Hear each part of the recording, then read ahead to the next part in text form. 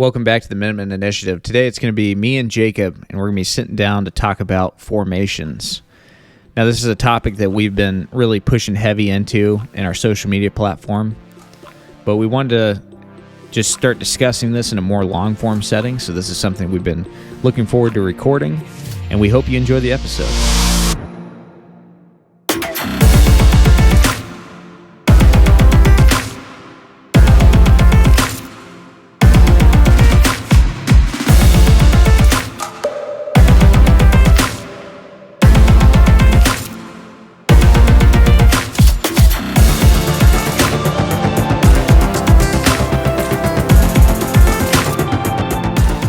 You know what I think about sometimes? How random the military was. It was actually really awesome in the fact that like the gear we have now, like if you break it, you're just kind of screwed. Like you just have to buy new gear or figure it out, try to fix it on the fly. Where in the military, it's like you broke stuff and yeah, you might have got like a slap on the wrist, but for the most part, it was just kind of like you just got it issued again. Yeah. Yeah. I mean, except for, I don't know, one time when I was in the military, I had a buddy, we were doing they called them Joe Axes, which is like a joint operation airborne exercise. That's what it is. I was trying to remember what that final one Sounds was. right. You used every letter in the acronym, so it's probably good. Yeah. Joe Axe, dude. But basically, it was basically our entire brigade would jump in and do an airborne exercise. Like the entire brigade would jump in, which is crazy. That is crazy. But I remember 4 divisions, a brigade. Yeah, so it would have been 4 divisions. And there's how many companies in a division? 4.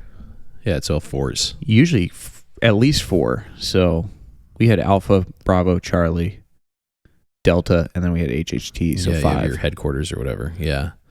Dang. And then 4 to 5 platoons in each, or I'm sorry, 4 to 5 companies in each battalion. And then yeah, that's kind of where reconnaissance world got a little bit weird because we only had 3 companies. We just had 3. Oh wait, what? Yeah, so you have a brigade which has 4 divisions. Yeah. And then each division has 4 battalions, right?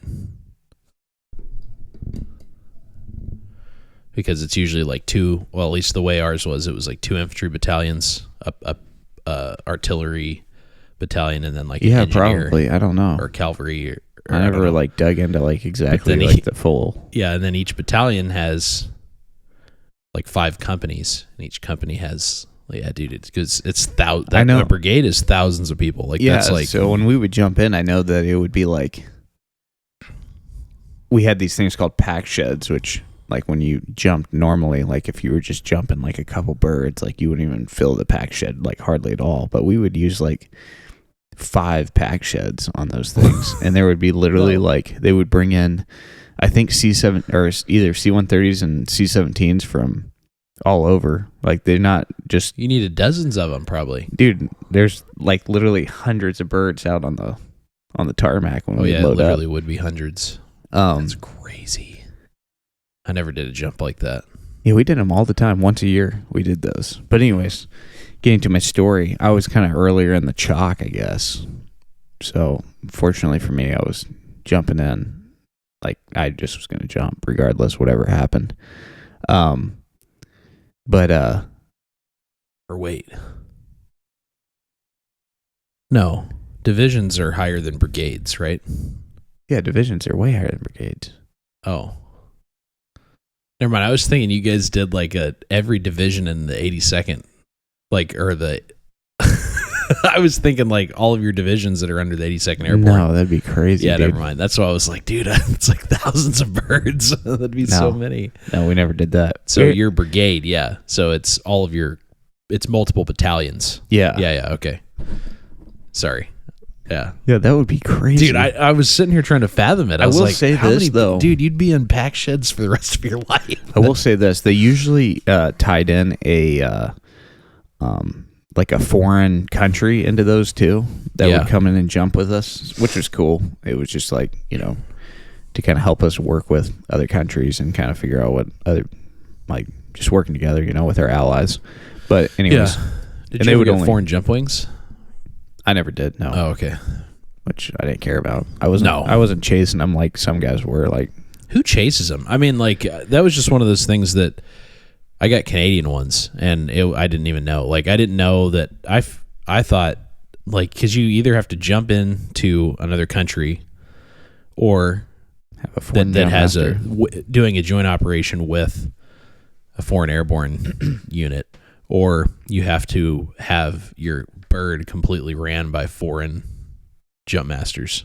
Yeah, which I just remember doing that jump, and they were like, "Oh, here's your Canadian wings," and I was like, "For what?" And they were like, "Oh, because your whole bird was ran by Canadians," and I was just like, "Dude, I had no idea." Like, you just jump out. Yeah, the Canadians is kind of like lame too, because it's like just completely. All the Canadians are just crying. Canadians kind of like lame too. Oh, well, no, I'm just saying, like, that's a lame foreign jump wings to get. Like, not cool. Like, they're definitely cool. I'd love to have one. Like, why not? That'd be kind of a cool thing to have. But you get like the wings and then the maple leaf. Yeah, and a little parachute. Yeah, we always had like Dutch, like Germans. Like, we were always jumping with like European countries, it seemed like. But anyways, yeah. So all this to say, we jumped into this mission, which ended up getting. So we had this stupid task that we were going to do, but they were just trying to make us jump, I think is what it came down to. So we had to jump in, hit some sort of rally point, load up on a Black Hawk, and we flew to a completely different location. Which, anytime that kind of stuff happens where it's like, all right, you're jumping in, then we're going to rally over here and the birds are, it's like, well, stop there. What? Yeah, the birds are going to pick you up. You're just like, dude, why? Which turned into a big process because obviously your air's got to be clear in order for the birds to even get there. So it was going to turn into a pretty long patrol base. Yeah. But so we jump in, obviously the middle of the night. Usually these Joe X's like just birds going overhead for like literally, it's just like almost the sky's basically blacked out because you just have lines of C-130s and C-17s just like crossing over the sky, dropping out paratroopers, and literally people are just dropping all around you and just getting hurt and stuff. And it's just a mess. Like the first one I ever did, I just remember some dude broke his ankle right next to me, and I was a new guy. And I just remember cracking an IR chem light on him and throwing it at him and just saying, "All right, man, someone will come find you." Because I didn't know any better, dude. Was he just laying there like yelling? Just there in agony. I was like, the medics will find you. You're just like, here you go. What did he say? He's like, all right, man. Oh, he was all about it. No, he wasn't. I think he was a little bummed out. He kept calling me sergeant, and I was like, dude, I am not a sergeant, my dude. That's just classic, though. Someone's just in agony, and they're just hoping that someone's squared away around them. And meanwhile, I'm like an E1 at the time. Like, here's your chem light, boss. Like, dude, they'll find you. Which is what my first sergeant told me that we should do. Just mark them with a chem light and keep moving because we're not going to be waiting on people forever. He said people are going to get hurt out there. And so that's what I was like, all right, whatever. This is what my first sergeant said to do, so I'm doing it. Dude, he was like, are you just leaving? I was like, yeah, man, I got to continue on. But anyways, so one of my buddies, man, I remember I get on the ground. I had this good buddy named Caldwell. He was such a character, but solid dude. But I see him up on the ridge. I was talking about in one of our podcasts, not silhouetting yourself up on a hill because you can obviously see people. Well, he was silhouetted. I mean, there's just no way around it because that's where he landed. But he was standing up trying to get his stuff together, and I just remember seeing him at a distance. And when you like work with someone long enough, all you need to do is be able to see just their silhouette, dude, and you know who they are. You can sometimes like look at the silhouette of someone's helmet, and you're just like, that's that guy. And I could see him just doing Caldwell shuffling up on the hillside, and I was just like, dude, that's Caldwell. I remember like kind of calling out to him quietly, but I still called out to him. Like, yeah, obviously we're not being that sneaky. We just jumped in, but we go up and I'm like, Caldwell, I'm yelling, or I'm like, hey, Caldwell. And he's like, Barlow, is that you? And I'm like, yeah. And we'd talked about before we jumped, like, let's try to find each other, which never happens, like you can't actually you never end up finding each you're other. Stoked when you do, because it's just like, what are the odds? Because you're trying to find where you're supposed to be going, and it's like you're all disoriented because you just jumped out of a bird and you're all turned around, and so you just get kerschmackled on the ground. Yeah, you got your head smacked on the ground, potentially concussion. So we find each other, we find where we're supposed to be going pretty quick. Well, we're sitting there in our patrol base, and I'm kind of just pulling security, waiting for everyone to rally, and all of a sudden I'm hearing like, yeah, the birds have gotten canceled, they got drones up in the air that they can't get a hold of the pilots. Like, just classic big army just shenanigans going on. Like, they're like, yeah, so we can't jump in because we don't really know where the drones are at, and we don't want someone hitting one. They should be higher than the flight pattern, but we just can't take a chance at it. So they end up canceling all the rest of the chocks, which was These weird. are like because army drones? Yeah. Okay. So I'm kind of like, all right, so whatever. I ended up having to jump in for no reason, basically, is what I'm thinking. Like, all my other guys are getting Black Hawk in straight from Green Ramp. And he's like, I'm sitting there and I'm looking, and we just see this guy kind of cruising up. Same kind of situation. You know who he is right away, but he just looks lost. And it's my buddy Bray. And he was a solid dude, too. He's like one of my best friends. But he's coming up, and he's all disheveled. And I remember this guy named Sergeant Richard at the time. He was the HHT platoon sergeant. He's like, Bray, where are your nods? Like, Yeah. He starts kind of cussing him out, like, where the heck are your nods at, man? And Bray's like, they're broken, Sergeant. And he's like, what do you mean they're broken? He said, they're broken. Like, when I jumped out of the plane, I went to, so like you have I wish I remembered all the terms for it, but you basically have a cord that you drop that drops your rucksack off on a lanyard, and then your rifle slides down on that same lanyard, and it hangs like, I don't know, 25 feet below, right? Yep. Is that roughly how far it is? 25 or 30? Anyways, it hangs below. And the idea behind it is if you're running a really heavy pack when you're jumping in, you get it off your legs, so when you land on the ground, you don't potentially like get yourself messed up. So it hits before you do, and then you come in. It kind of like is like an anchor, and then you hit like separated from it, but then you can get to it because it's tied off to you. But you also have like a jettison tab as well, which is like for emergencies and things like that. Like, you can just completely jettison your equipment off of you, and that'll basically disconnect it from that lanyard will be completely disconnected, and your whole rucksack will just fall like to the ground, and your rifle will too, because it's all connected to one lanyard. Yep. Well, somehow when he pulled his dude, it's the parachute harness lowering line. Yeah, parachute harness lowering line. That's it. Yep. So once he pulled that, something happened with his which they found out later. They ended up researching it, but something happened with the jettison clip where it was bent or something, and somehow it just popped off once it hit. Like, he said he felt like a slight tug once it hit that 25 feet. Yeah.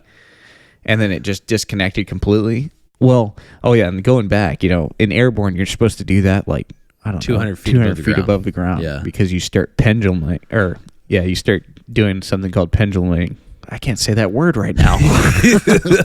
Well, really? You don't need to put the ing on the end of it. Just you start to pendulum. Yeah. You start penduluming. Anyways, which most guys are like, especially for night jumps, which all our Joe X's were, they were just like, screw it, I'm going to get that out of the way so I don't forget about it. Yeah. And they get out the bird and they pull it, which yeah. I even did that sometimes. I kind of stopped doing that after this incident because I was like, well, that's a little bit weird. But so he pulled his tab and it just went all the way. And he said he felt a little tiny tap of it, like where it was supposed to be, and then he said it wasn't was like gone. He could tell it wasn't there, and then he said he just heard it hit the ground. So he's like, well, all right. And he said, I just had to like basically I was Hollywood at that point, and then he just comes down and touches it down. The fact that he even found it on the ground is crazy. That's super crazy. It's dark. Like, yeah. And no nods. No nods. So he's having to try to find it. He finds it all. So that's everything. That was rifle and everything gone. Dude, everything was gone. Like he was just a lost soldier, dude, out on the battlefield. Anyway, so he finds the ground, gets all set up, grabs all his stuff, tries to turn on his nods, I assume. He's got his rifle. I guess he said that he's like he could tell that his optic was broken, like it was just done. Yeah. And he's like, yeah, I think my optic's broken. I'm not really sure what else is broken. But ultimately, they pull him into the middle of the patrol base and start going over it. And I remember like pulling security, and as soon as they cracked open his backpack, yeah, I could smell peanut butter. Like I remember that like really, really well. Yeah. I'm just like, holy smokes, dude. I can smell peanut butter. Like I smell it. And as soon as he like opened his bag, I smell peanut butter. I'm like, dude. No. And people know, anyone that knows me really well, man, I love peanut butter. Yeah. And I can smell it from like miles away, dude. But regardless, it did smell like peanut butter, and I was like, dude, that means his MRE is done. So when they started pulling stuff out, I could hear them talking about it. They were just like, screw it, we're going to white light this, because obviously it's a training exercise, so it's not that big of a deal. They're trying to figure out what's going on. Yeah, it became he had sensitive tough items books, radios. No, dude. Dude, it was all smashed. Everything was smashed.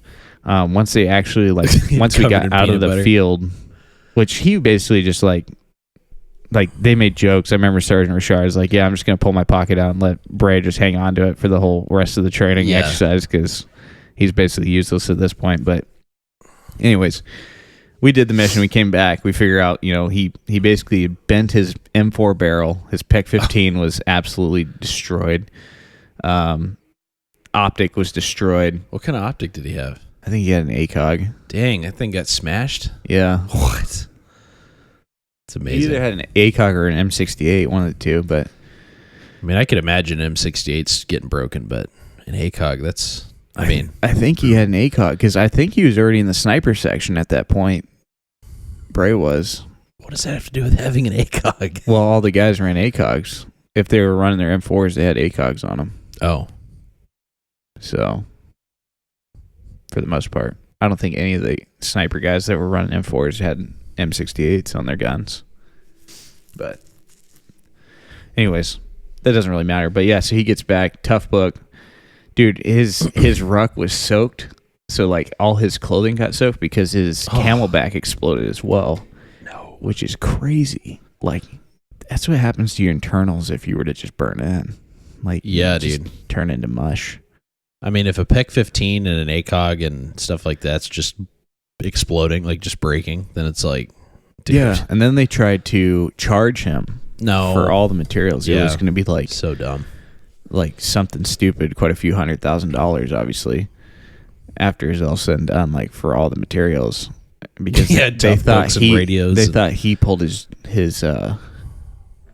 jettison thing, and he's like, I didn't pull that, like, and they had to like research it, and it turned into this big thing. It was like a couple months, and then finally they're like, yeah, he's good. But that was where I was getting at. It was talking about breaking stuff in the civilian world. That's the only time I've ever seen the military be like, we're going to charge you for this. It's like, dude, they'll charge you fast. They tried to, I had my cage broken into when I was in, because a little bit of context there. If you're married and you live off post, which I was at the time, you get because everybody else lives in the barracks, so they have like their room and they keep all their gear in their room. Well, you'd think you could keep all your gear at home, but there's been too many people that have abused that over the years. Like, I forgot it was stuff at home, Sergeant. I guess I can't go. So they make you keep all your stuff at the at company, like at the unit, and they have these. Did they do that there for you guys too? They have cages. Yeah, we had a big locker room. Yeah, so you have this big old. It's basically a cubicle, like a big. It's just a big cage that you unlock the front door to and open up, and it's got all your gear in it, and everybody's got a cage, and it's got your. Oh, no, we didn't have it like that. We had like legitimate, just like big, giant lockers. Okay. Yeah, no, ours were like, I mean. We had cages too, but our cages had like platoon gear in them, so each platoon had their own cage. It was huge. Yeah, These cages were big. we had that. No, this wasn't like that. It was like a room that had, the cage was probably like as big as this table. It was like just a big cage. There's a top one and a bottom one, but they weren't like lockers. Like, yeah, ours were like they lockers. were like cages, like you could see through them. Oh, okay. So, which was dumb because then people would get like a messy cage and people would be like, you need to organize your cage. But anyways, so, yeah, at some point mine got broken into. I came in one day and my cage was all bent out, like the top, like someone had like grabbed it and bent it open and stole a bunch of crap out of my cage, which happened. That was something that happened, and CQ was probably sleeping, or it was CQ that stole it. And, I mean, Yeah. So anyways, I did a police report with the MPs and did all that. And they were like, all right, yeah. Well, by the time CIF rolled around, like it was time to turn in all my gear. They were like, oh yeah, you owe us for all this. And I was like, no, dude, that got stolen. And like, I had the police report and all that. And they were just like, oh, well, we're going to have to do an investigation. This is like me trying to get out, Yeah. Like, we're going to have to do an investigation. It's probably going to take like 90 days. So we're going to have to extend you're not going to be able to ETS while we do this investigation. And I was like, oh. And I had people like, oh, they're bluffing you.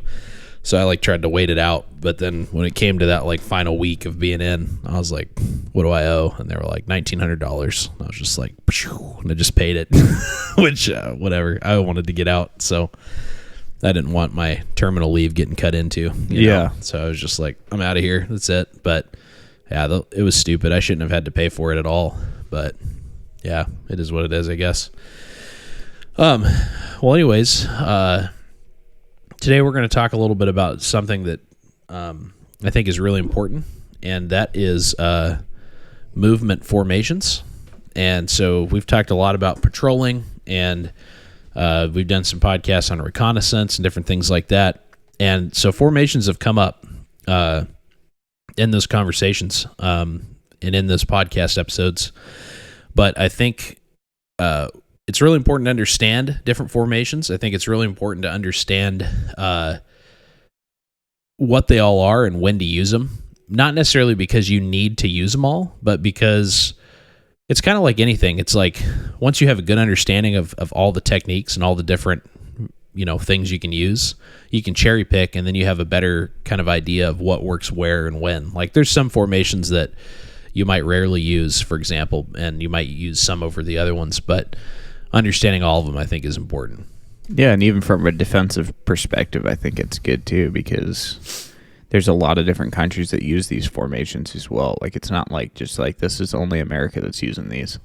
So having an understanding of like if I was setting up an ambush and I see some people coming my way, I'm going to know to potentially let that develop farther based off of just knowledge on formations, because I know, okay, well, they got people massed farther back and things like that. So yeah, I think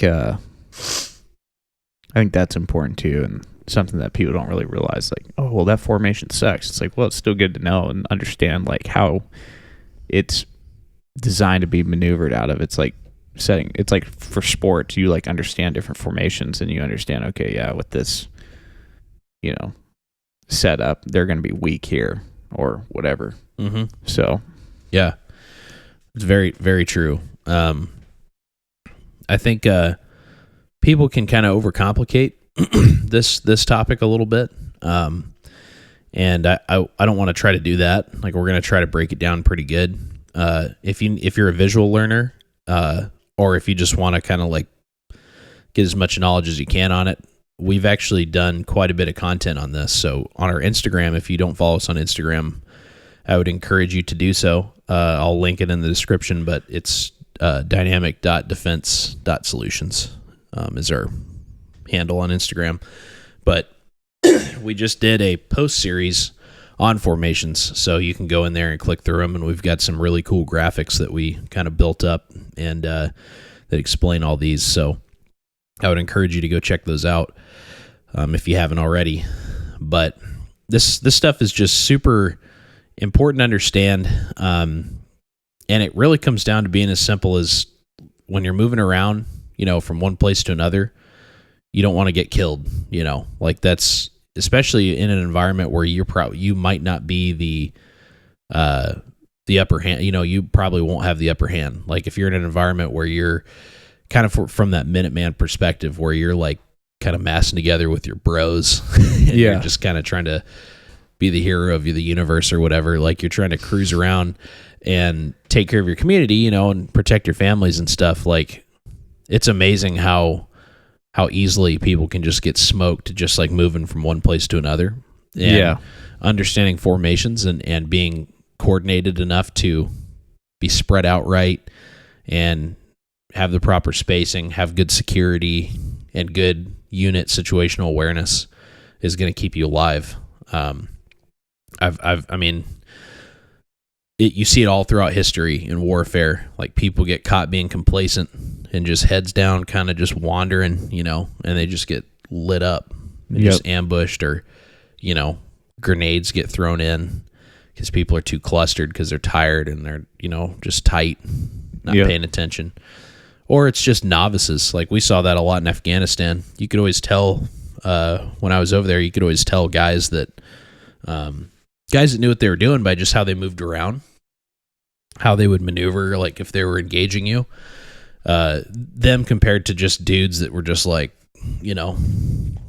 just kind of faking it just kind of out there, just trying their best. Yeah. Like you're like, oh man, these guys, they're just farmers. Nice try, man. big bosses, but have fun. What is your profession?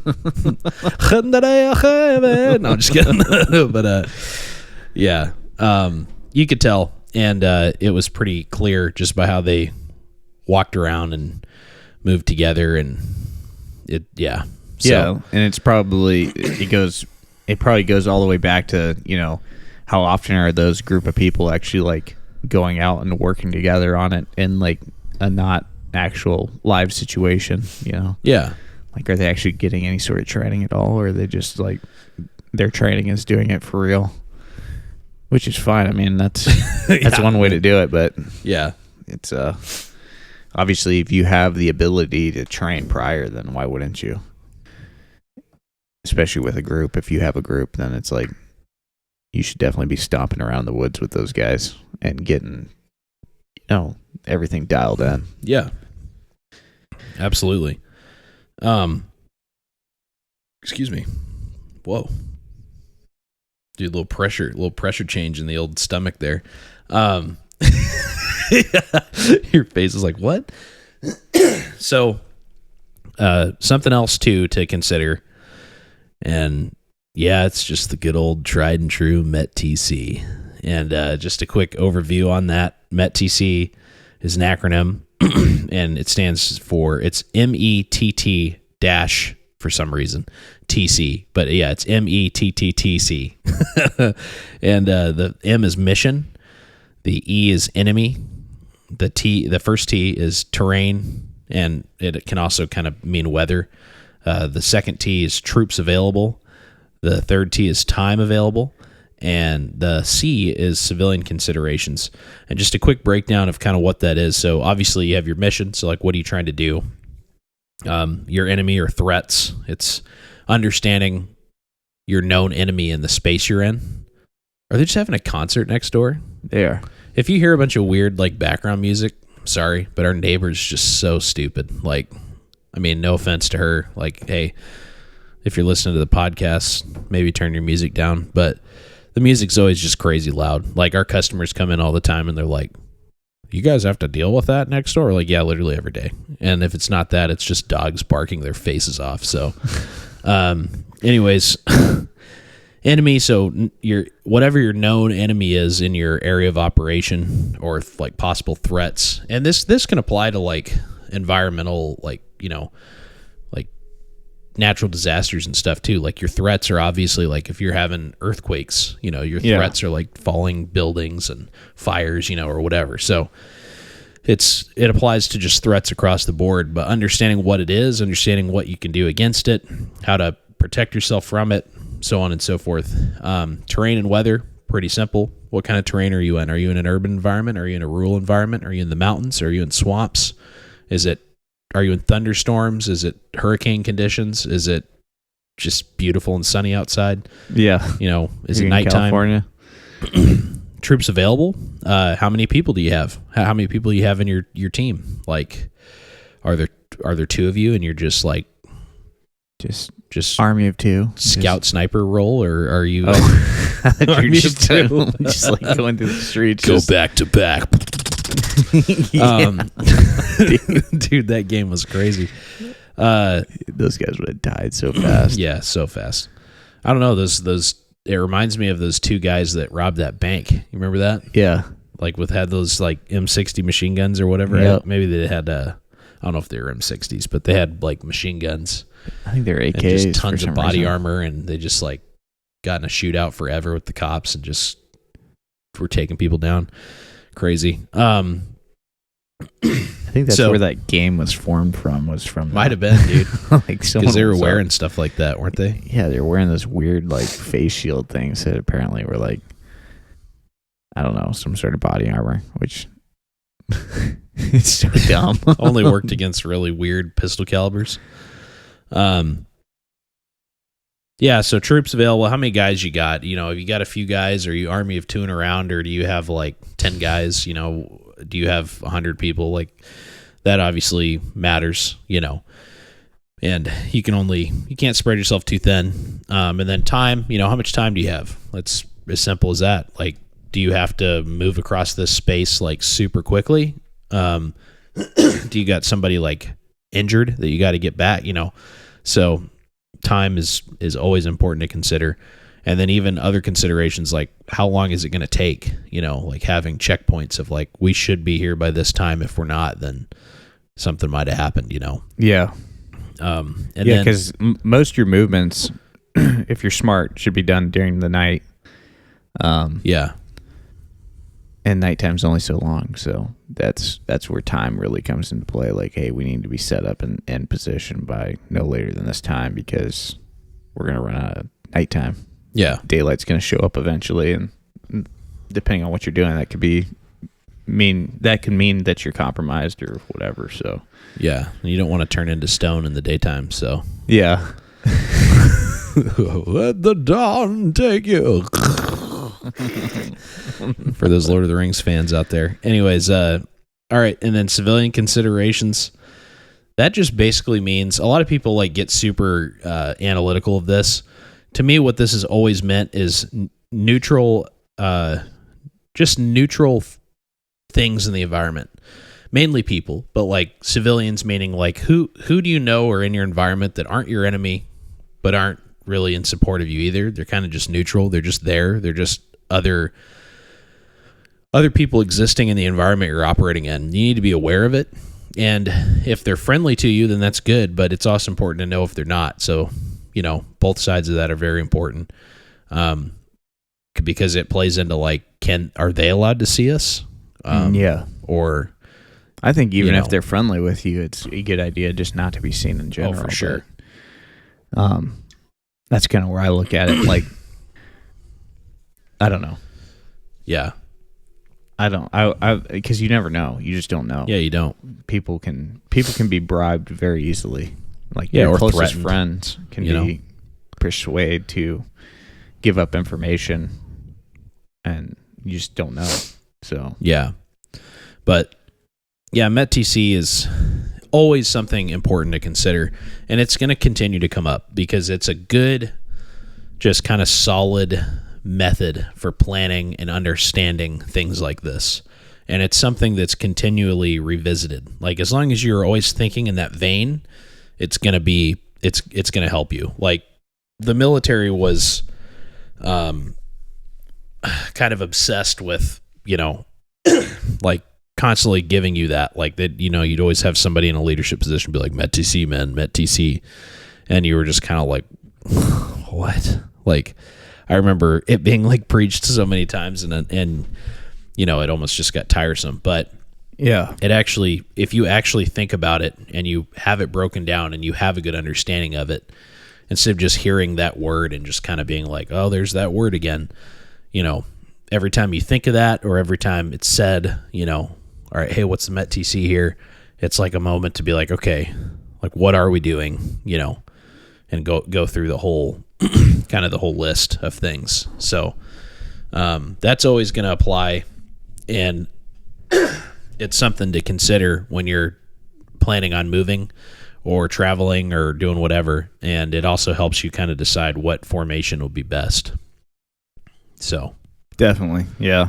I think, it's definitely overused. I feel like the old MET-TC, especially in the military setting, and obviously we came from military backgrounds, and so I think it's just a blanket like thing to like it's gonna basically hit all your key points, and then obviously there's like little subcategories off each of those key points that you kind of hit. So yeah, and I think we're just used to using it, so that's why we always go back to it. If you're in the audience and you're like, man, why do these guys use this so much? It's like, well, because it works pretty good. So yeah.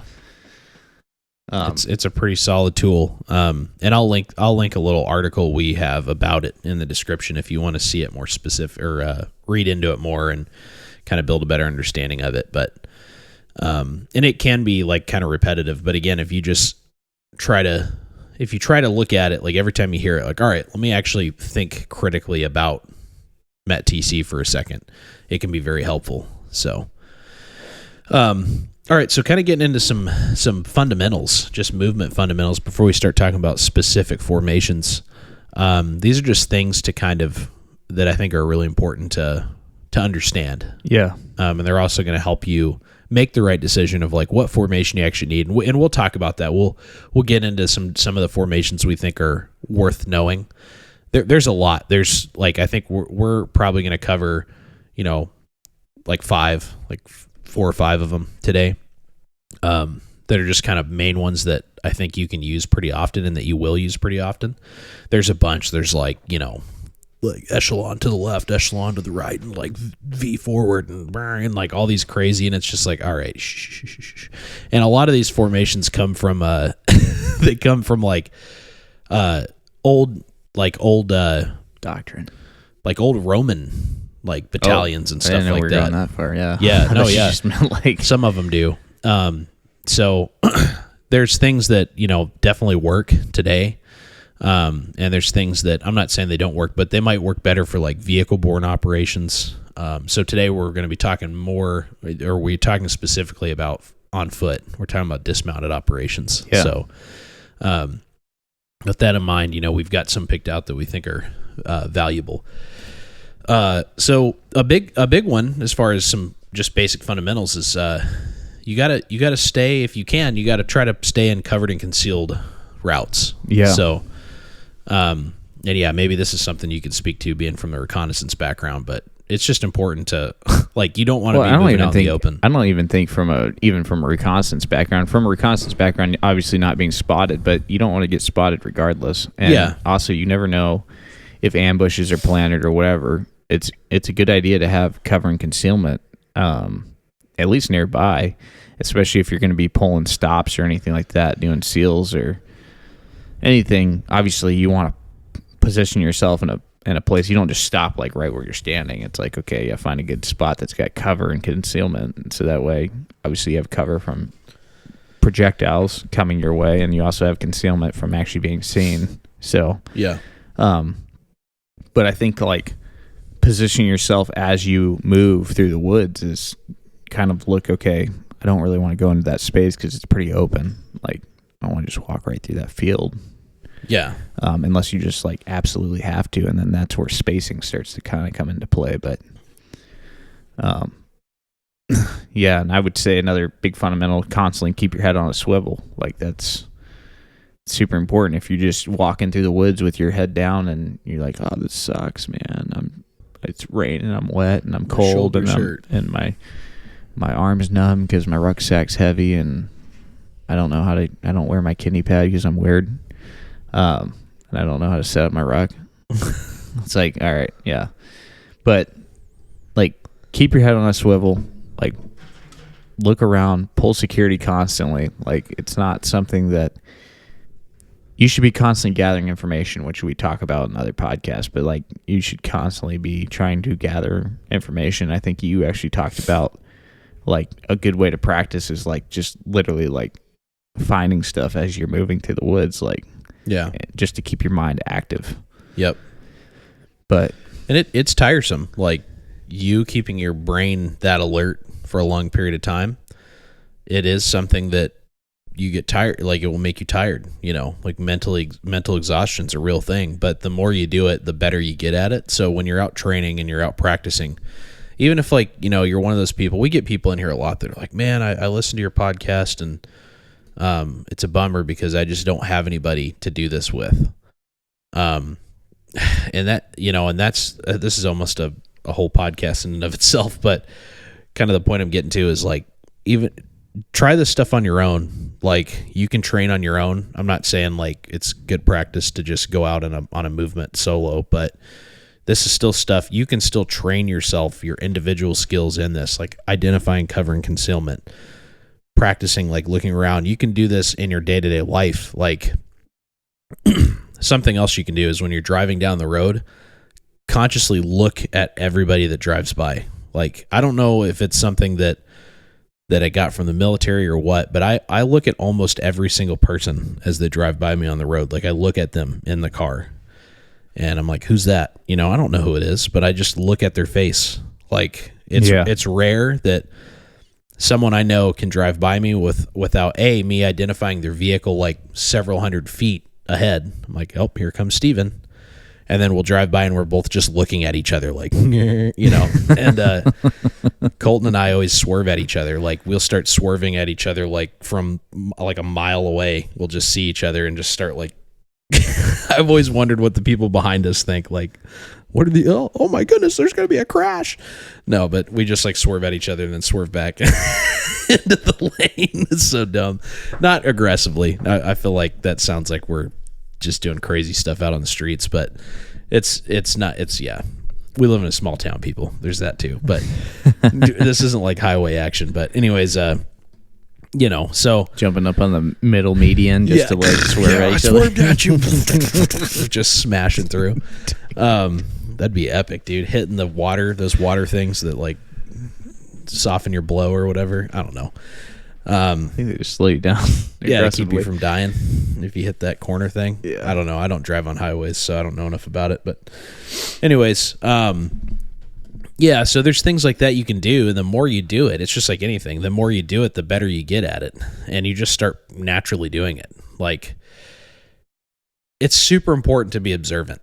Yeah, and also another thing you can do while you're walking through the woods is kind of look at places like where would you be at if you were gonna try to ambush someone, or what's a good position that I would be in if I was gonna try to like get in an OP or whatever. Yep. It's like just try to like actively like just keep your mind active, because sometimes it does suck, dude. Like there's been times where I was running on barely any sleep, no food, like just out either in really hot or kind of cold and wet. Either one of those two sucks. If you're cold and wet and you're super hot and you're just sweating your balls off, those are kind of like your two levels of just like you're just in the suck for sure.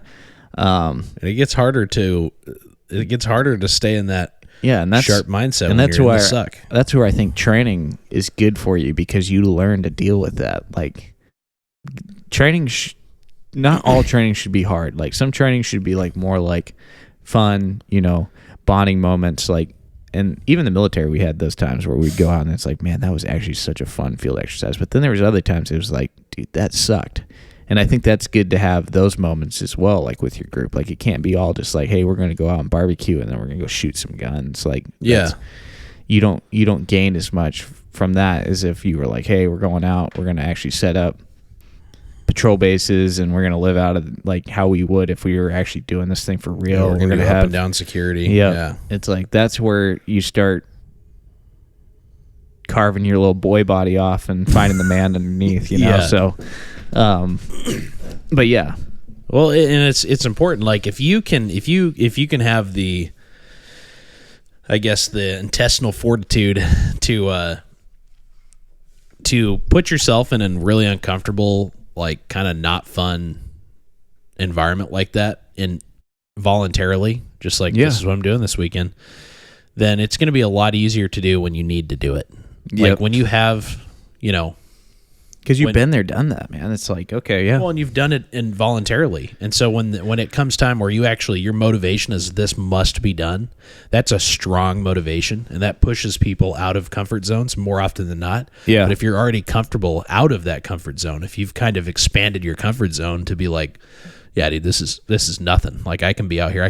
I can be in this environment for weeks, and you have that motivation of like, we must do this. On top of that, you're going to be a force. It's like kind of the equivalent of like going from training in the military to like going overseas, like that switch of mental, like we're actually doing this for real. Like when you're in training, you're like, man, this kind of sucks. I don't want to be here. I want to just be at home. Oh yeah. But in all reality, that's not the right mindset. But if like what you're saying, if you're going out of your way to like throw yourself into that, obviously you're already motivated just to do the sucky part of it. And then it's like, once it actually really happens, it's like, okay, yeah. Yeah. I actually have a purpose, Day to day lifestyle, like being deployed was way easier than your day to day. Like if you had to go on a field operation, like a field X for a year versus like deploying for a year, oh man, give me that deployment, that actual deployment every single time. Yeah. Like that field operation for a year would be stupid. Yeah. Because it sucks. Because the training, you can, it's hard. Well, it's you can get out of. There's something about knowing you can just leave at any time. Yeah, that makes it harder. But that motivation of like, this is our option. We're here. We're not going anywhere. We got to deal with this. We got to do our job. That's a strong motivation. So when you already have, you've already mentally decided that you're gonna pursue that lifestyle. It's like, yeah, it's pretty easy to like, when it's actually going for real, it's like, holy crap, we're actually doing this thing. Like, and then you're just like, you're pumped up. And if you've never gone out for extended periods of time and kind of like intentionally put yourself in kind of a sucky environment, I think a lot of people get to experience it here in Alaska because we have a big hunting culture here. Yeah. And hunting's tough here. Like you got to go out for usually long periods of time. If you get something, you got to hump some. I mean, we're talking moose. It's basically like killing a horse, and bigger, humping it out. Yeah, usually like bigger. Killing a Clydesdale. They're huge. I mean, moose are massive here, but it's not like tree stand hunting either. Like you're stalking it, you're calling, you're walking, you're going way out. You're usually out for most guys are like, yeah, you gotta at least have a good week. Like that's the part that always kills me. I'm like, man, what am I doing wrong? Because I haven't been successful at all over the last few years. And everyone I've talked to is like, yeah, it's because you're not giving it enough time. And I'm like, which sucks because we're running a business and time is just not something we have. You know, I can't afford to go out for 5 to 7 days.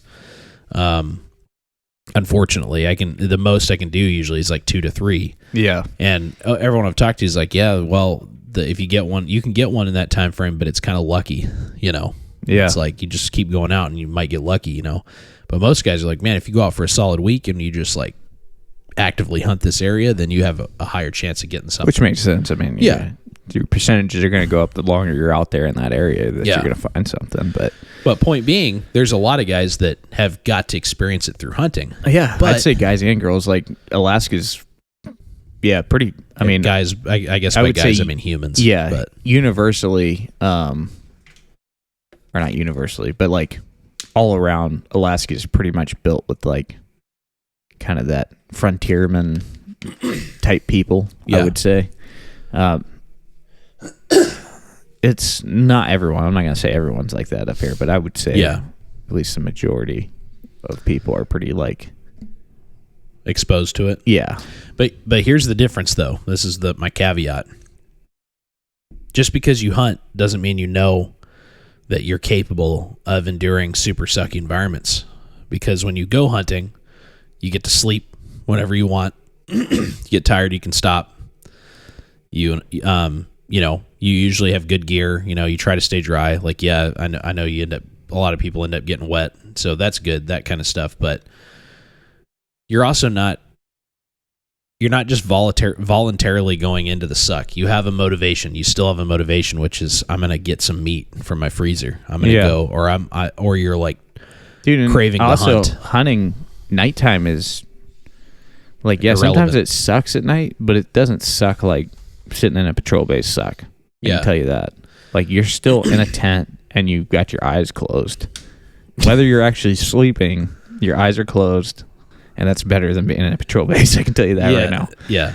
So I feel like from that aspect, it's still easier than if you were to just go out and do like training with a group of guys. Like, I think it's still much easier. But as far as dealing with the weather and like dealing with getting wet or getting really hot is, I think it's up there for sure. Like, but if and you packing lots of weight. So if you don't have a group of guys, kind of going back to what I was saying, just, I mean, it really doesn't take that much time, but just going out for like not one night, like 2 days and a night. So like going out super early in the morning and like forcing yourself to like move around, and carry heavy weight, try to stay super quiet the whole time, try to like not talk, do all that. It's like, that's going to be super valuable. Like, it's going to suck. Like, the whole time you're going to be out there, you're going to be like, dude, I can just leave at any point. Why am I out here? Yeah. And it's that driving past that point of like, no, this is something that I need to know. I need to know how I do,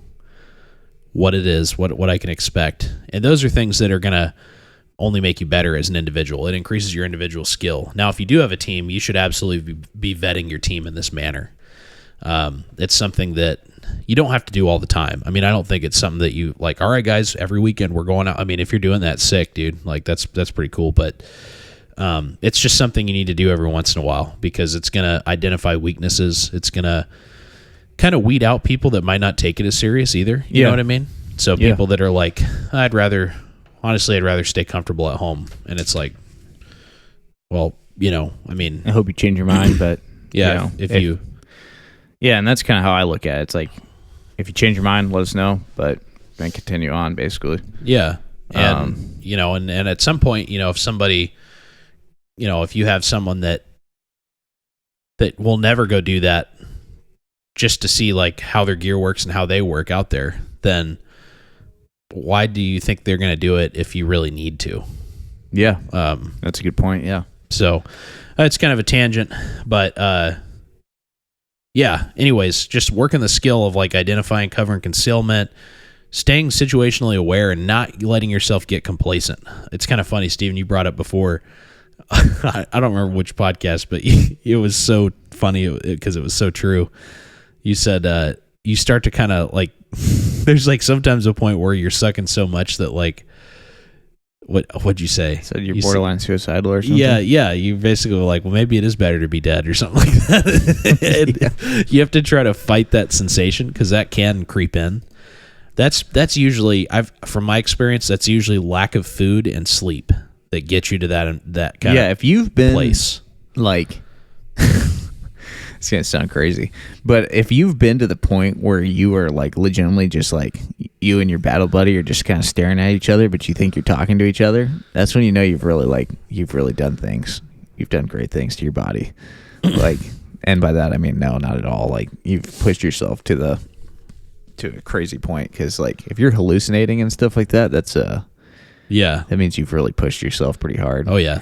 And I mean, I've been there, and I think it's like one of those things that I'm glad I did it when I was really young, because I think the older I get, the less I want to push myself to that point. And I think it's still good to push yourself to that point, but I'm just saying it's going to be harder, I think, for you to bounce back. Yeah. Yeah. So it's like, definitely, if you're younger and this, like, listening to this podcast, I encourage you heavily to like start really pushing yourself right now, because that's like find your limits. You learn to figure out kind of like what you're all about, figure out what your body can handle. But and even if you're older and you haven't gone out and like pushed yourself, I mean, you still can do it. Just don't kill yourself out there. Yeah. But yeah, there's a few other fundamentals like for movement. Use terrain. Like you can really use terrain to kind of conceal yourself. So like if you've got like hills and valleys or you're in a mountainous environment, utilize that. Like, Yeah. that's natural concealment, and it's also something that can hide you from a very real identification concern, which is like thermal vision and stuff like that. Yeah. If you're on the other side of a hill, like, no one's seeing you with thermal. Yeah. So And also don't silhouette yourself. Like I always talk about Yeah. that, man. It's so easy to pick someone out that's like moving along a hillside. It's like, okay, if you got daylight or even nightlight behind you, there's sky behind you, you're going to stand out because it's not natural. Yeah. It also helps, like, even if you're running comms and things like that, you can terrain mask. So it's like there's a bunch of stuff that terrain is super important for. And along with terrain, obviously there's weather, and weather is also a big play because obviously you got to know what kind of weather you're in. If you're in the snow, it's a little bit loud moving through the snow. It's also, you're going to want snowshoes for one, but Yeah. because you're just going to be about helpless without snowshoes unless you're going on packed roads, which at that point you're kind of just out in the open. Like, people are expecting that. And snow's a weird one. Like, I have a lot of experience operating in the snow, and it can be really quiet. Like, because snow is there's a lot of variables of snow. Yeah, you got your like powder, frozen top snow that's really crunchy. Oh yeah, and you could be heard from literally miles away if you're moving in that. That is super loud. Like, you can hear moose walking around. Yep. Yeah, you can, out in the middle of nowhere. I was going to say that. That's funny that you said moose because that's literally where I was going to go. You'll just hear like.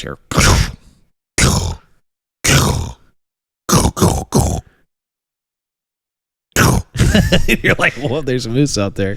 Yeah, but then you got your powder, which is obviously going to be more very quiet. Yeah, and then in the summertime, if it's really dry out and you got leaves and stuff like that on the ground, it's going to be pretty crunchy. Your sticks are going to be pretty dry and brittle, so they're going to break really easily. So just understanding how to walk in those terrains. If it's raining out, that's like my favorite time to move because everything's got like all your sticks are pretty bendy, I would say. Like, they're bendy. I can't think of a right word for that. Like, yeah, kind of like they're almost like mushy or pliable. I guess. Yeah, pliable. That's what I was looking for. Mushy. Mushy, dude. And even if they break, they don't break like a cracking noise. It's like a more like a yeah. But then you also have raindrops hitting all around you. All the leaves are wet, so they're just kind of raindrops hitting all around.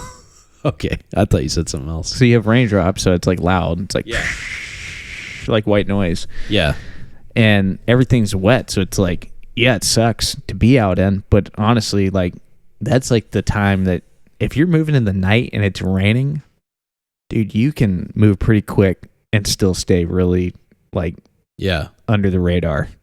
Well, it is hard too to like, a lot of observation tools are also harder to use in the rain. So things like thermal vision and night vision and spotting scopes are going to be greatly diminished in rain.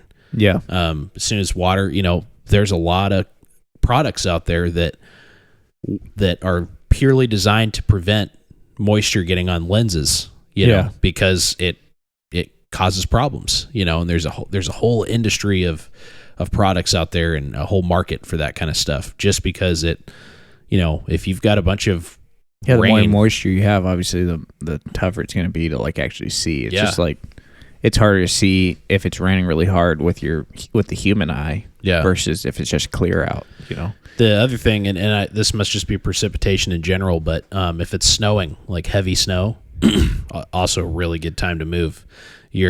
Especially if you're camoed up right, like your movement's super obscured. Your vision is obscured too, so that's where it's kind of important to understand that you don't have good visibility either. But very likely, very soft, quiet snow. Like, fresh powder is one of the most quiet things you can move in. It's just like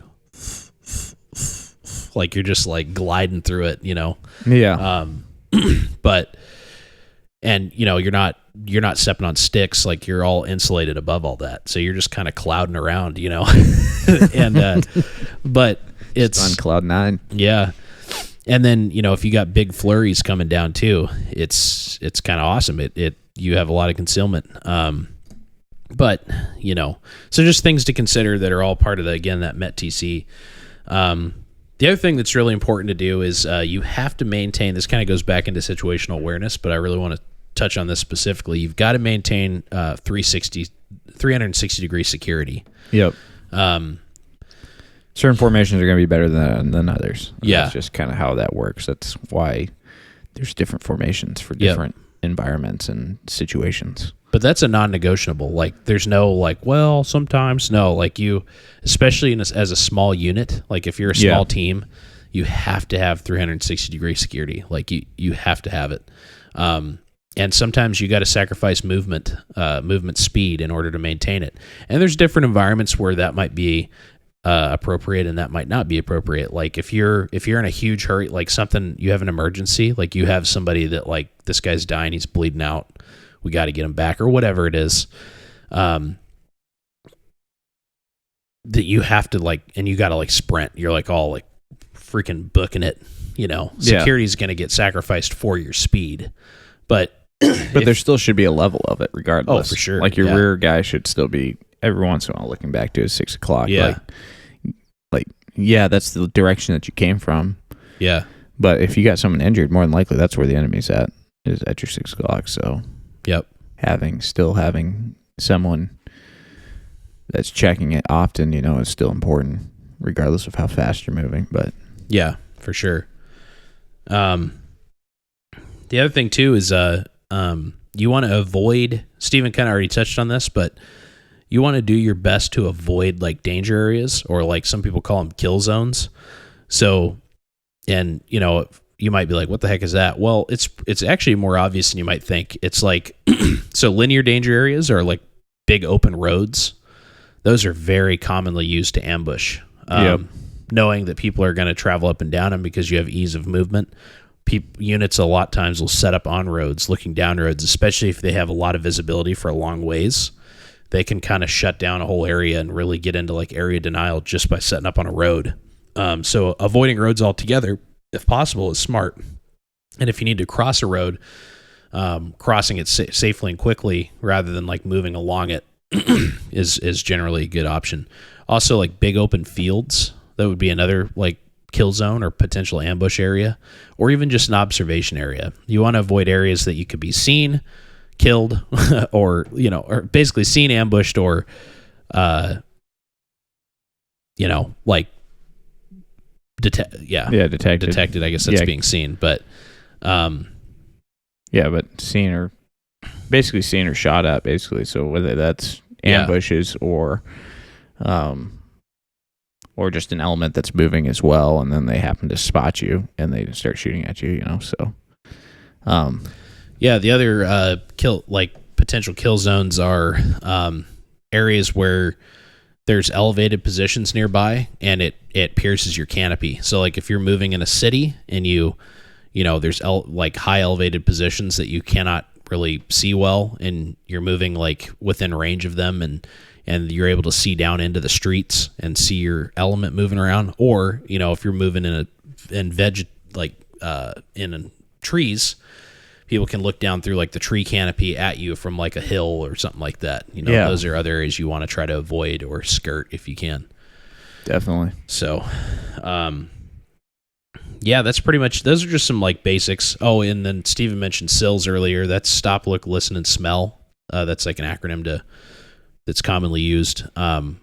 Very valuable. And I wanted to throw out too that if you are in that state of being super tired and like you're getting worn out and you're starting to get complacent, it's always better, in my opinion, to stop and take a break. Like stop, post up a little, like, get your security locked in, maybe even make a little brief patrol base, a little hasty patrol base or something, and take a second to like run SILS, take a break, water up, maybe eat a little snack, and you can communicate that. Like there was a lot of times in the military where you felt like you just weren't allowed to like speak up and be like, hey, I'm tired, we need to stop, because and the military wasn't very good about like that, about facilitating that.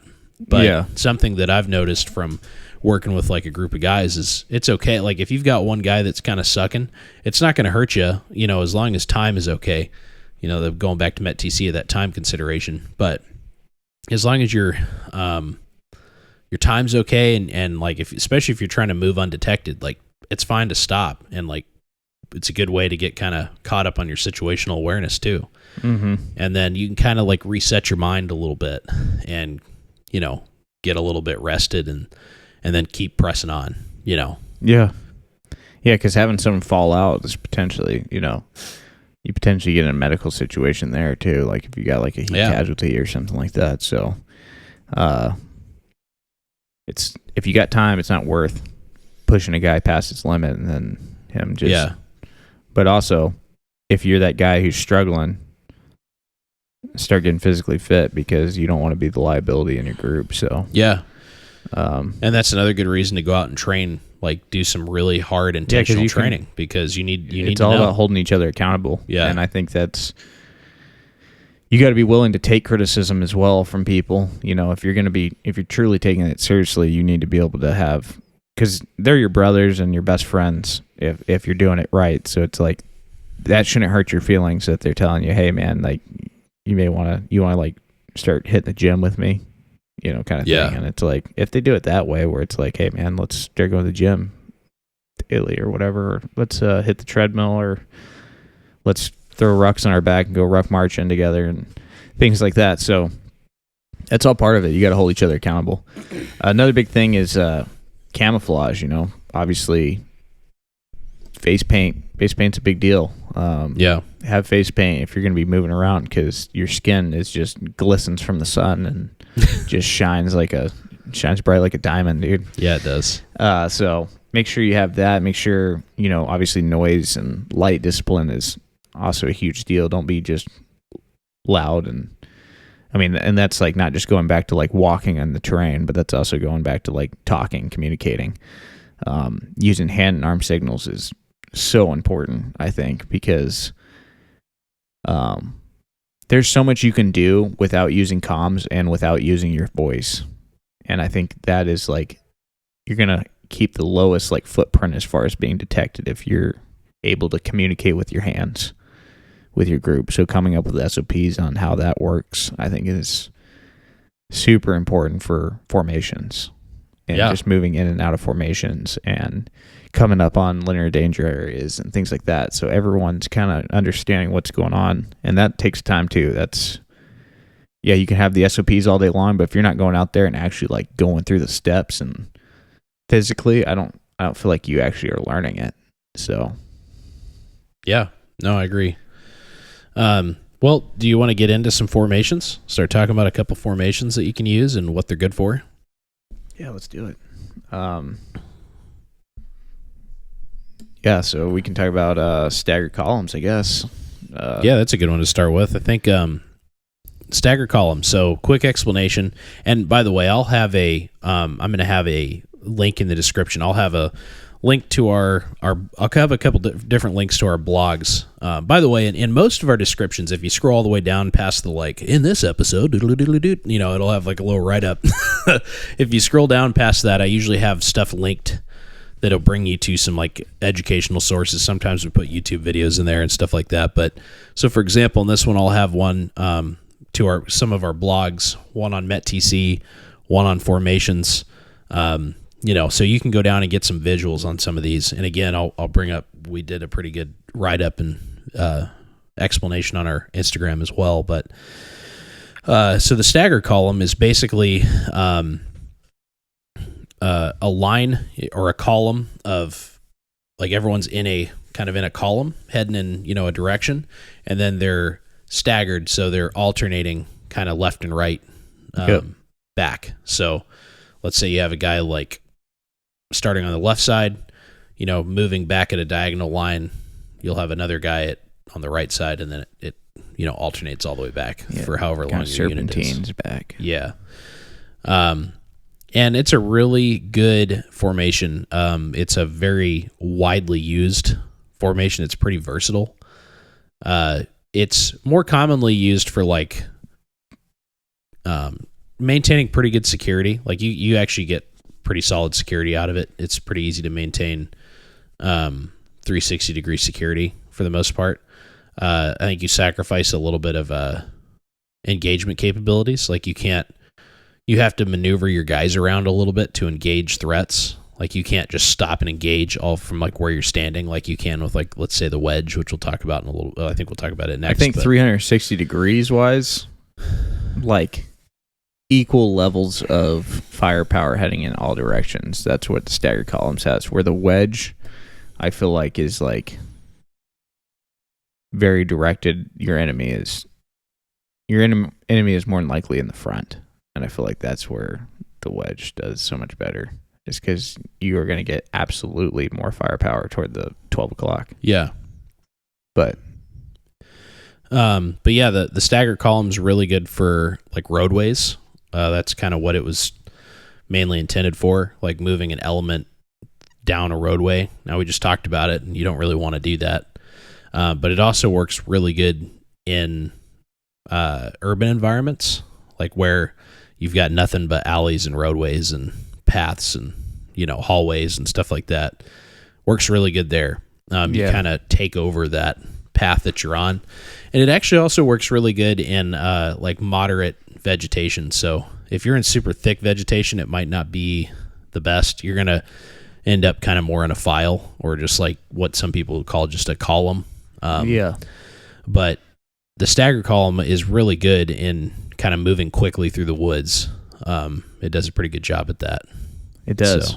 And I think, at least from my like background, we used it for mostly road systems. Like that was where the staggered column got used the most. But I think like, or maybe not necessarily road system, like full blown road system, but like fire breaks and things like that. Like yeah, like or back like trails and power line trails. Lines. Yeah, power line trails and things like that. But it works good out in just normal vegetation as well. I would say like perfectly fine. Like, I think most of the formations you can use in that, but like you said, the file and the column is pretty much the best for like thick vegetation. But yeah, and I guess since we're already kind of on that, we can jump into the file. So, you said it's great for heavy vegetation, and then also like tight urban environments. Like if you're in like a super tight city, and you're like moving through alleyways and stuff. Yeah, it might be your only option. Yeah, literally. It's very fast. It's something that it's easy to just follow a guy in front of you and just like cruise. Yeah. I will say from my experience, the file was the easiest position to get caught up in complacency in, because you're just kind of looking at the guy in front of you and you're just kind of going for it.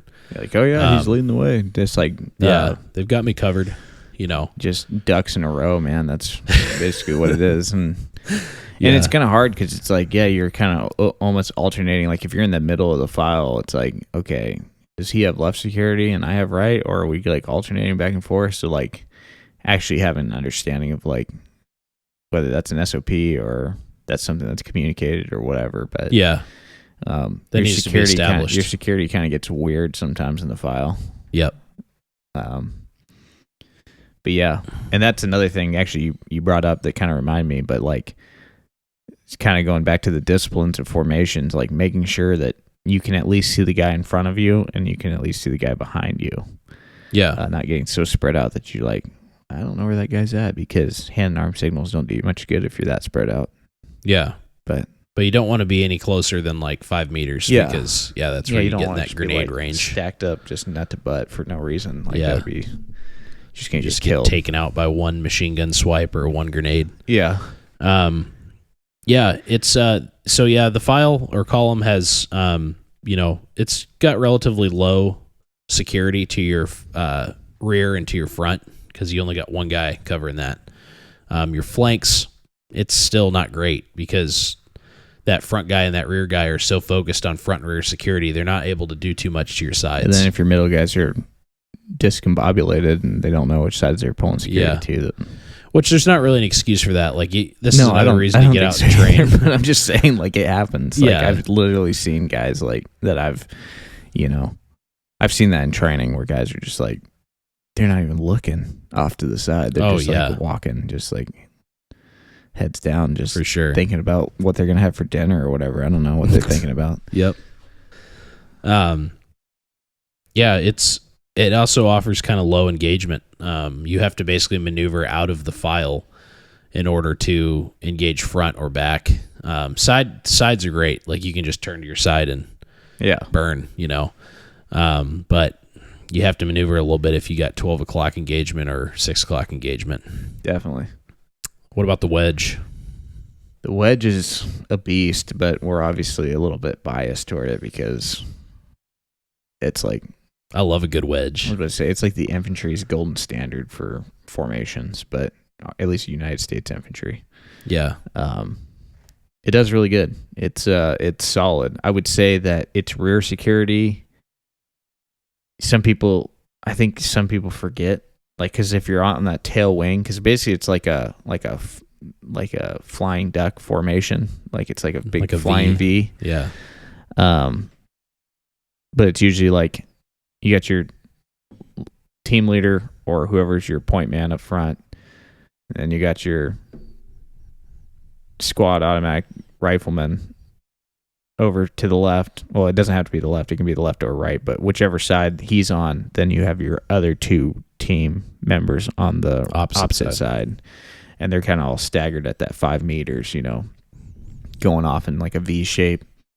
And obviously your last man, your last like rifleman that's down at the end, he's going to be pulling rear security as well. So it's like he's got a big area to cover then at that point, I feel like. But obviously you're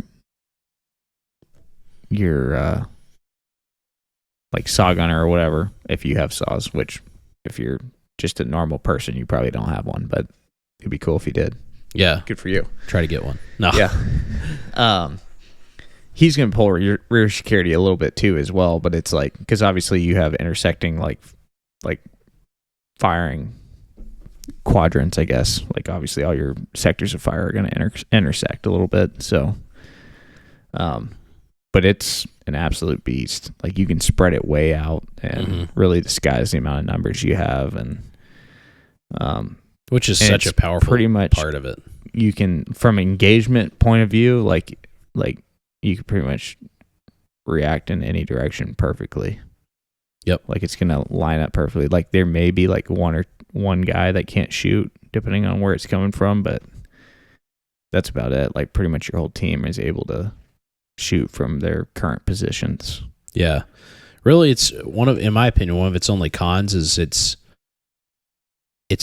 can be a little bit hard to maintain in thicker vegetation. Yeah, definitely. And then also it's slow. It's pretty slow to move in a wedge. It's really slow, and it's also, I think it takes lots of practice to be like good at it.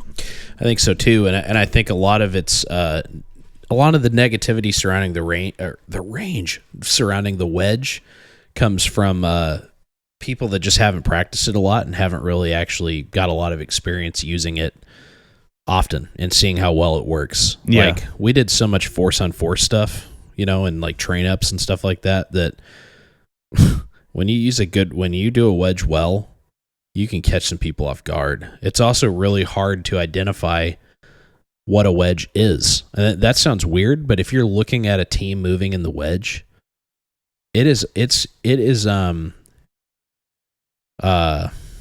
what's the word? It's deceiving. Like it can be, these guys moving in like guys just kind of appear out of the woodwork, like it's just like you could be looking at a part of the wedge and it takes you a little bit, even someone like myself who's a very experienced at identifying people moving around and, like I said, done a lot of force on force stuff within like big operations, like big on full on like multi-week exercises where it's literally like you against a whole other unit that's like their job is to be like op 4, Yeah. And you're like waiting in an ambush or you're doing whatever, and then all of a sudden you're like a wedge, like a unit comes up on you and you like see part of it, and then all of a sudden there's a guy like on your left side that just is out, and you're like, oh, and then you're just like shot, and you're like, what the?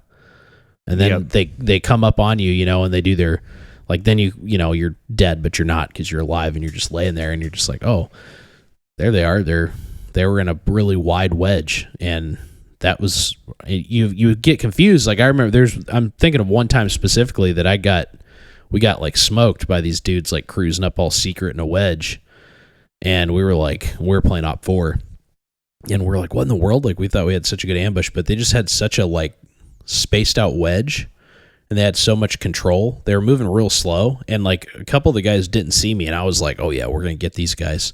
And then all of a sudden they engaged us, and we got smoked.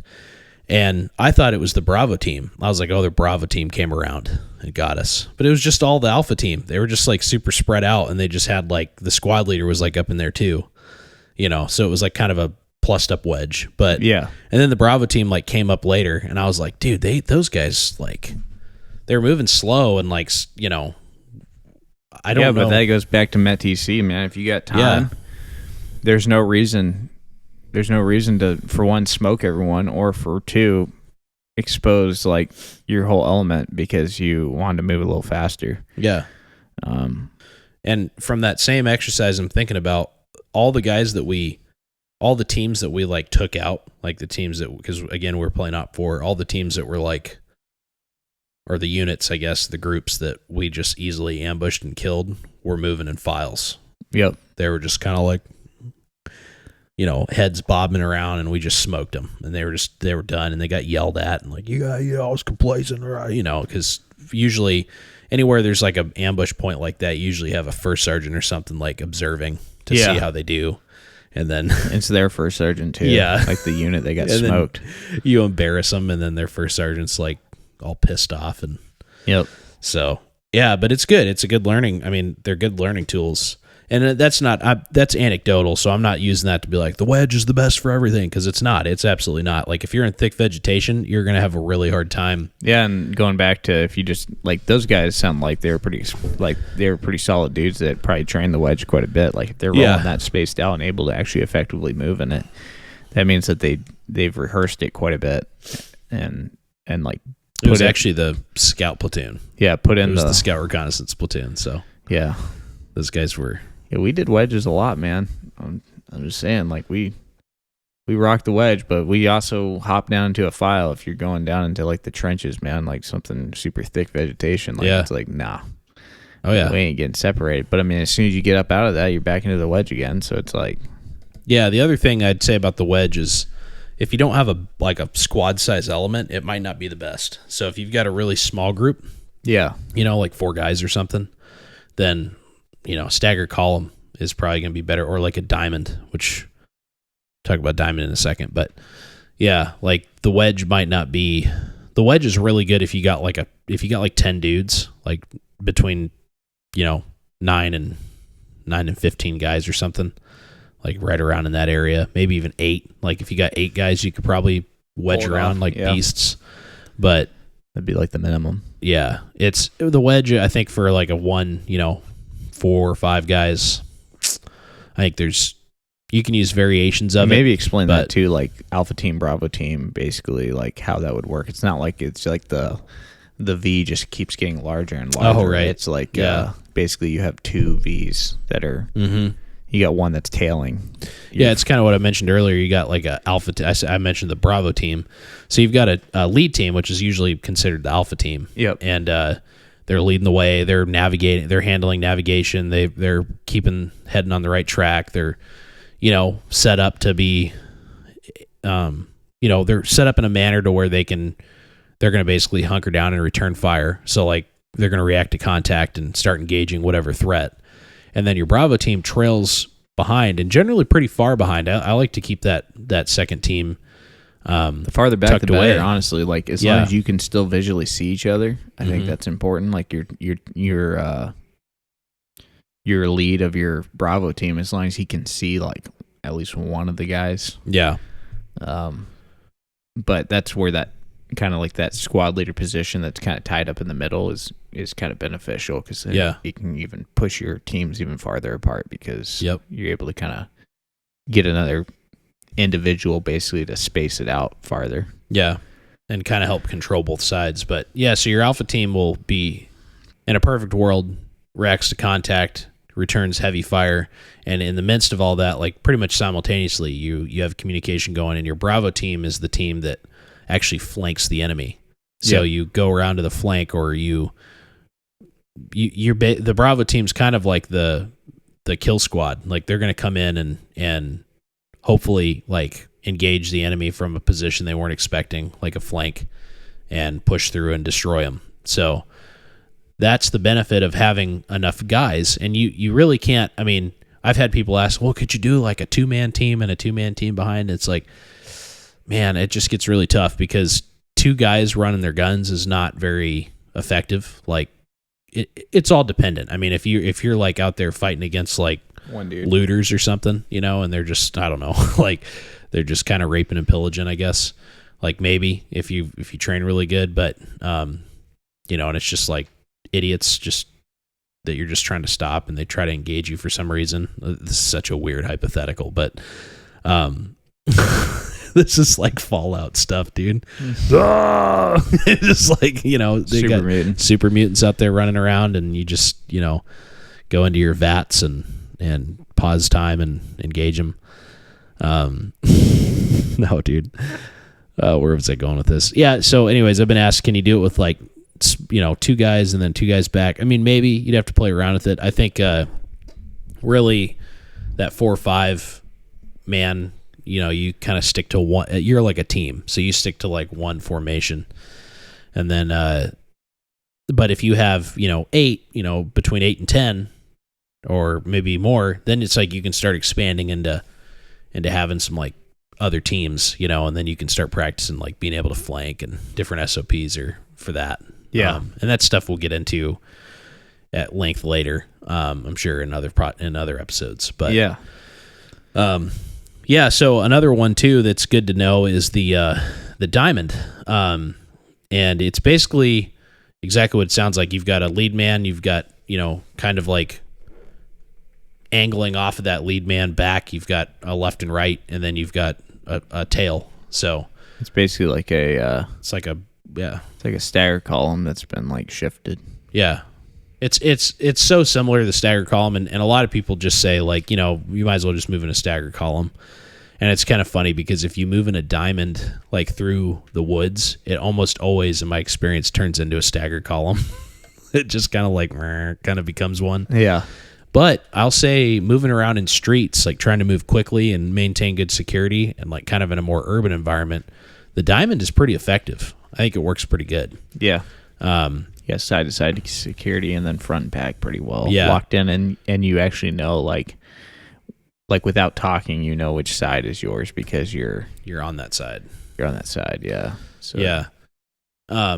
You also can flow in and out of other formations pretty easily from the diamond. Like it's kind of easy to like evolve into. Yep. Yeah, you go into wedge really easily. You can go into file, obviously, super easily. You can go into the stagger columns, obviously, like without barely doing anything. Mm-hmm.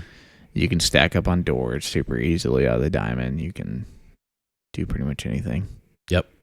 So it's good. It's good. It is. It is. It can be very fast, and it works pretty good in like I said, in vegetation too. It just, you know, you kind of start to wonder, like, could we just be in a stagger column? A stagger column, or I'm sorry, diamond is also pretty good to be, like, you can be pretty tight in it as well. I mean, you don't want to be in that 5 meter kind of radius, but you can kind of tighten up if you need to and scurry. You can scurry around in it pretty good. Yeah. But yeah, I mean, so those are just a few. Oh, there's one other one. So the line. Yeah. So the line is basically like a file, except you're moving along your strong side. So you're all shoulder to shoulder basically, but, you know, spaced out, and then you're all moving forward.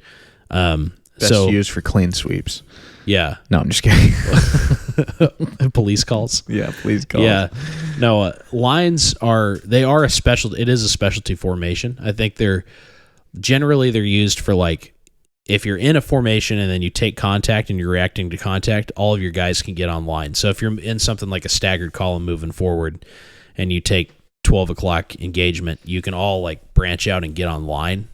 So you're like on you're on each other's left and right basically, and you're engaging forward as best as you can. Obviously, you want cover and concealment. You don't want to just be like, I got to get online, and just get killed because you're just back to the Revolutionary War tactics. No, It's also, Dude, for some reason, when I think about line, like moving on line, I just always think of Tears of the Sun when like the African like those African like Somalian bad guys are like cruising through and they're just like walking through the woods all in line, like just like coming up, like trying to engage, like moving through. yeah. And I'm just like, that is so random.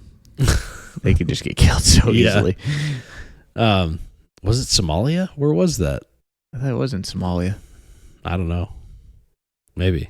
I don't remember where Tears of the Sun was. No, it wasn't Somalia. Because Somalia is like, I don't think it's that vegetated. No, I don't think so either. Whatever. It doesn't matter. No, it doesn't. I've seen Tears of the Sun since I was like a dude, wee lad, dude. Just Bruce Willis just smashing around. Being It's actually kind of a good movie, though.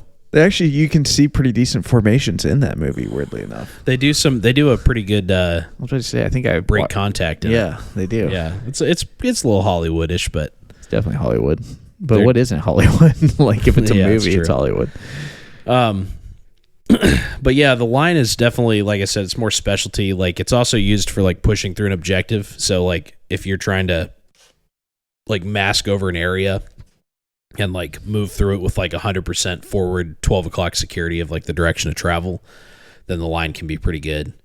But be careful though, because I mean, you could always wedge. You could always like do like a little tight wedge in that same situation and have a little more spread. Yeah. But the idea is generally like, you know, we just smoked some dudes and we're moving through here like muzzles up, you know, like all online. So everyone's on the same plane. So you don't have like one guy kind of exposed taking shots. You know, it's like if the idea being if they're all online, it's like you're going to all see the threat at the same time. And then they're going to have 4 to 5 barrels to deal with rather than just one, you know? Yeah. So, important to understand, also important to identify, because if someone's moving like that, they obviously have weaknesses, like their flanks are weak at that point. So, Yeah. they all have strengths and weaknesses, and that's why I think it's important to know them all. And you got to just go out and do them. You just got to go out and, especially if you do have a group of guys, go out and try them all. Like, practice them. Just try walking around. It's more challenging than you think. Like, to go out, walk around, maintain spacing, move quietly and quickly, you know, while, like, maintaining security, like actually looking around. That's another thing I was going to say, too, with when we were on staggered columns. I don't remember if it got brought up, but staggered columns is so good because it does such good side-to-side security, and I think that's why it gets so widely used on like road systems, is it does so good at reacting to ambushes because you are staggered and you basically, everyone can shoot side to side. Yeah. But it does good against flank defense / ambush defense, so Yep. I would say that. And you still get pretty good front and rear because you're staggered. Yeah, I would say that probably staggered columns, wedge and file are probably like the most used that I prefer to kind of go in and out of. Yeah, but I agree with that.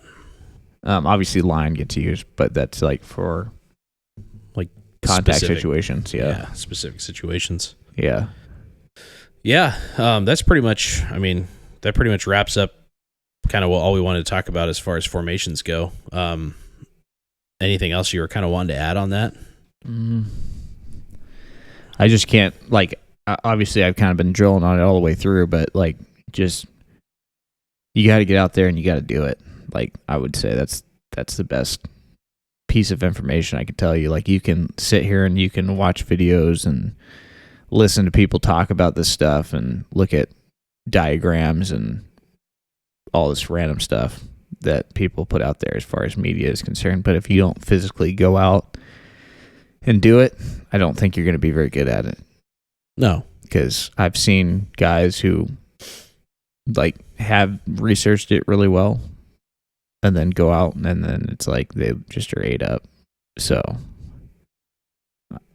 I don't think, I mean, some people learn that way better. So yeah, but I still think there's like a physical aspect of it that's like required in order to actually pull it off. So all that to say, get out there and train, work hard. Yep. And don't die walking around. And make good friends that are willing to do it with you, because it's hard to do it by yourself. Yeah, it's really hard. Alrighty. Remember, don't die walking around.